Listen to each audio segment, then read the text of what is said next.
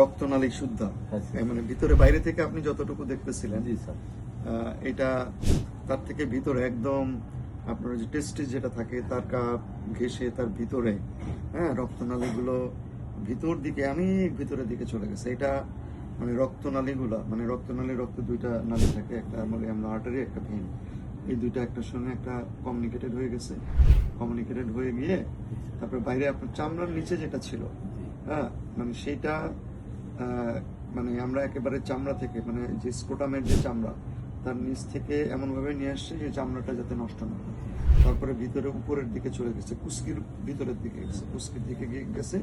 ওইটাকে আমরা আলাদা করে একেবারে খুব আস্তে আস্তে আমরা লুপ দিয়ে মাইক্রোস্কোপের ভিতরে করে দেখে আস্তে আস্তে রক্তনালীগুলো, শুধু রক্তনালীগুলো, এগুলো কিন্তু সবই রক্তনালী, হ্যাঁ। তো এখন একটা জিনিস হয় যে এই আর্টারিওভেনাস ম্যালফরমেশন বা রক্তনালীর যে টিউমার, এগুলো একটার সঙ্গে একটা এমনভাবে কানেকশন থাকে যে আমরা এই সার্জারিটাকে কমপ্লিট এক্সিশন বলি না, আমরা বলি ডিবাল্কিং।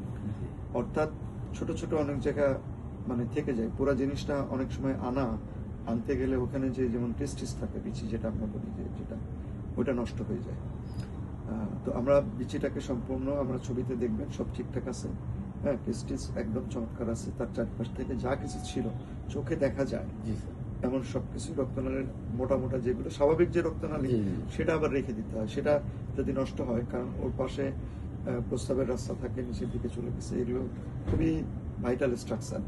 এগুলোকে ঠিকঠাক রেখে মোটামুটি আমরা যতটুকু চোখে দেখা যায় সবকিছু নিয়ে আসে, আশা করি যে তার এটা ভালো হয়ে যাবে।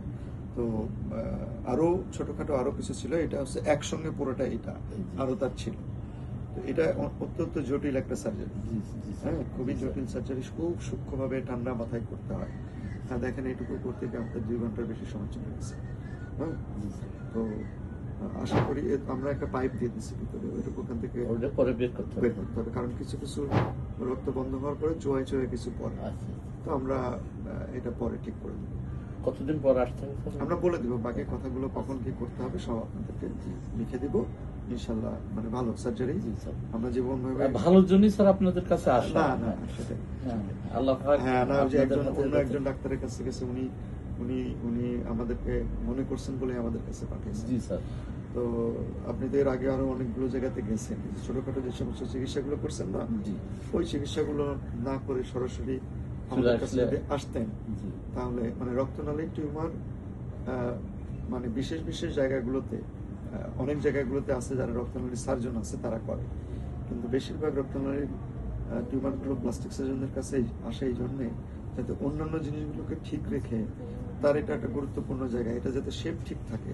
এই জন্য আপনি যার কাছে গেছিলেন উনিও কিন্তু এটা করতে পারে, কিন্তু উনি আমাদের কাছে পাঠিয়েছে যাতে আরো ভালোভাবে হয়। জি, এই কারণে মানে ক্লিয়ার হয় এবং এর সাথে যে সমস্ত জায়গাগুলোতে যার সাথে এটা জড়াই ছিল সেই জায়গাগুলো যাতে ঠিক রেখেই অপারেশনটা হয়।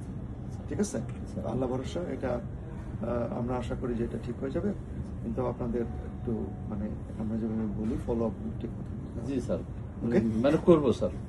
আপনাদের এগুলো তো আমাদের মেনে চলতেই হবে, কারণ আসলে নিষ্পাপ একটা শিশু যাতে তার ভবিষ্যৎ জীবনটা ভালো। ঠিক আছে, আশা করি তার কোনো সমস্যা হবে না। জি স্যার, একটু দোয়া করবেন।